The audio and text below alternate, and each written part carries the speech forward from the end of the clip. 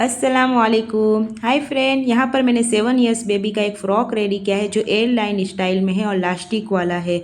लंबाई 31 इंच की है, शोल्डर 5 का, आर्मोन की चौड़ाई 5 की, चेस्ट की चौड़ाई 8.5 इंच की है और कमर भी 8.5 इंच का रखा है। दोनों को सेम इसलिए रखा है क्योंकि बीच में मुझे लास्टिक लगानी है। यहाँ मैं पहले कटिंग कर लूँगी।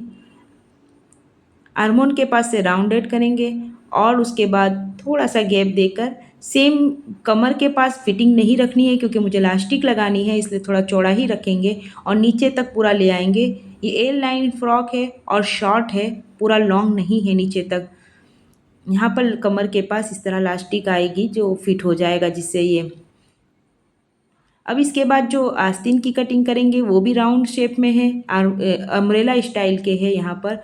और जो आर्मोन की लंबाई थी वो 5 की थी, तो 5 का हाफ कर कर 2.5 इंच की लंबाई रखकर यहाँ पर आर्मोन के पास से निशान देंगे। इस तरह से ये इस तरह गैप करेंगे तो ये आर्मोन के पास से पूरा राउंड में आ जाएगा। अब मैंने गला जो है वो 4 इंच का रखा है लंबाई में और चौड़ाई में 1.5 इंच रखा था।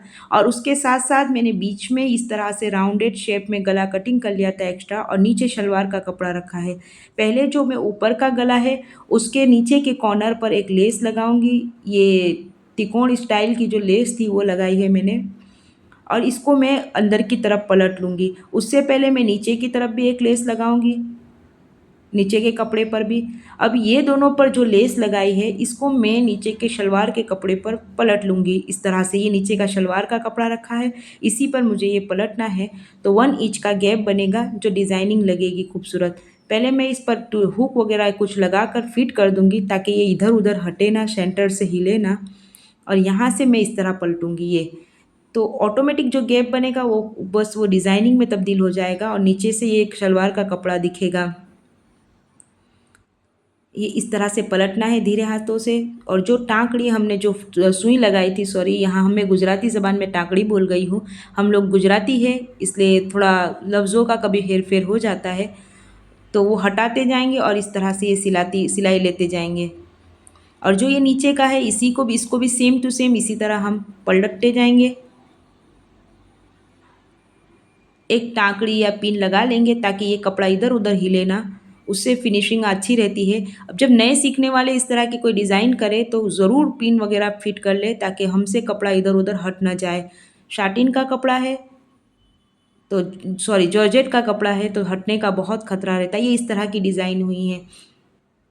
गले की पट्टी से हम गला मोड़ लेंगे पहले और उसके बाद ये डिज़ाइन रेडी करेंगे। अब इसके बाद मैंने यहाँ पर एक निशान लिया है 12 इंच पर, यानी 20 इंच पर, और यहाँ पर निशान लेकर मैं वो लास्टिक लगाऊंगी। लास्टिक के लिए मैं आगे की तरफ इस तरह से एक कपड़ा पलट लूँगी।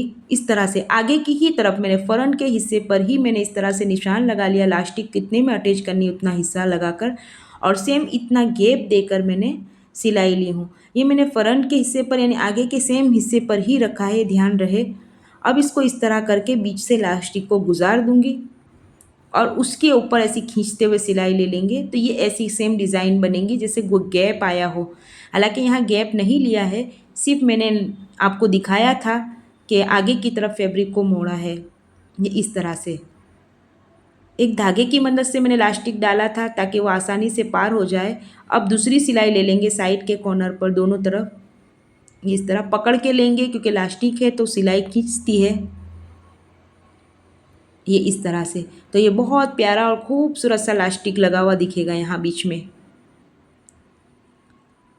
सेम टू सेम बैक पर भी ऐसी ही लास्टिक लगानी है, जैसे आगे की तरफ हमने लास्टिक लगाई है सेम बैक पर लगाएंगे ऐसे ही डिज़ाइन करके, इसी तरह। और अब मैंने नीचे की फैब्रिक के लिए ये 2 इंच का कपड़ा लिया था, 2 इंच का, और उस पर भी सेम वैसा ही मैंने लेस लगाई थी जैसी गले में लगाई हूँ, और नीचे की तरफ से ऐसे मोड़ देंगे आगे की तरफ तो ये नीचे कॉर्नर जैसी लेस नीचे दिखाई देगी, और ऊपर भी सेम मोड़ना है ऐसे,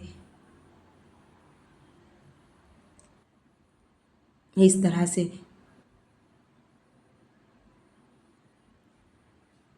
अब ये जो ऊपर की तरफ वाला है इसको ऐसे मोड़कर यहाँ पे सिलाई ले लेंगे।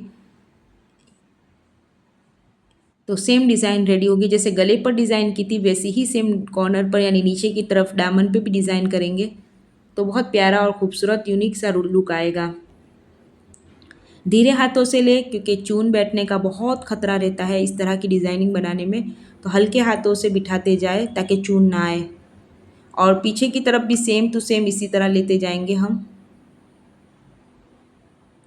और अब यहाँ पर आस्तीन को बिठाऊंगी। पहले पूरी सिलाई करने के बाद इस तरह से धीरे हाथों से गोल राउंडेड आस्तीन को बिठाना है। तो ज़रा ध्यान से, कपड़ा खींच ना जाए, इधर उधर ना हो जाए, क्योंकि आस्तीन पे कोई घेर नहीं यानी कटिंग नहीं है, तो इसलिए डायरेक्ट ही बिठाना है मुझे। तो धीरे हाथों से राउंड पर बिठाते जाएंगे। पहले पूरी फिटिंग कर लेंगे, उसके बाद ही बिठाएंगे। फाइनल लुक कुछ इस तरह का है। आपको कैसा लगा कमेंट में ज़रूर बताएं। वीडियो पसंद आई है तो लाइक करें, शेयर ज़रूर करें। हाँ, सब्सक्राइब करना ना भूलें। और नए सीखने वालों को आप ये वीडियो ज़रूर भेजें, ताकि इस तरह की नई डिज़ाइनें वो भी आसानी से सीख सके और वो भी सी सके। ये घर के ही फैब्रिक पर रेडी किया है, सस्ते से फैब्रिक पर है, लेकिन डिज़ाइनिंग करने से कपड़ा खूबसूरत दिखाई दे रहा है। आप लोग भी ज़रूर ट्राई कीजिएगा। जज़ाकल्लाह।